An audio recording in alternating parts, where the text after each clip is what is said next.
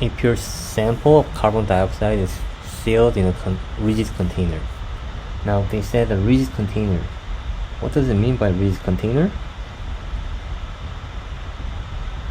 It means even if you add the pressure, or even if you add some gas molecule into the container, the volume will not change. The volume of gas stays the same. And then it's contaminated with the nitrogen gas. So initially you had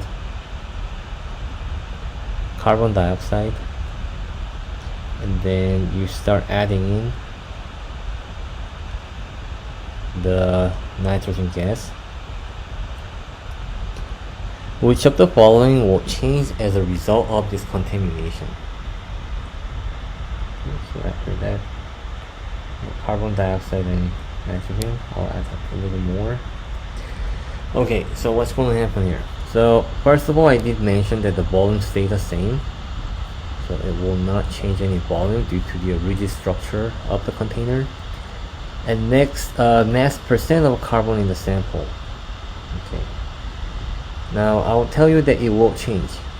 Okay, that's because the mass percent of carbon is simply the total mass of the gas and the percent, or the mass of carbon on the top. Multiply that by 100%, and because you're constantly adding more nitrogen, what's going to happen is the more you get to increase the total mass, while the mass of carbon stays the same.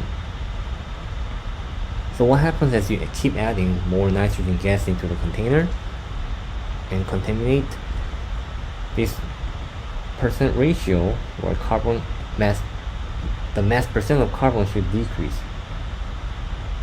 because as you increase the denominator, the ratio gets smaller. How about B? Mass percent of oxygen in the carbon dioxide molecule. It said in the carbon dioxide molecule. We're not removing, or we're not adding the carbons. Okay, we're simply adding totally new element, nitrogen. Therefore, in the molecule itself, in the carbon dioxide molecule, the mass percent of oxygen will still stay same.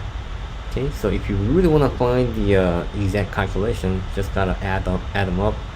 32 times it's 16, okay, 16 grams per mole times 2 divided by the total mass, 16 times 2 plus 12. Okay, so it will not change in the molecule, so B is out. And C, the partial pressure of carbon dioxide in the sample. This seems tricky, but remember the Dalton's partial law of pressure. The total pressure equals the in this scenario, carbon dioxide and pressure of nitrogen. You can keep adding up if you want to contaminate more, but just because you put in more doesn't mean this pressure will be like decrease or increase. It will stay the same, and it will be independent from the other gas that you're adding. It's just that it contributes, as you add more nitrogen gas, it contributes more total pressure, but the partial pressure of the carbon dioxide will stay the same even if you add more pressure or more moles of nitrogen.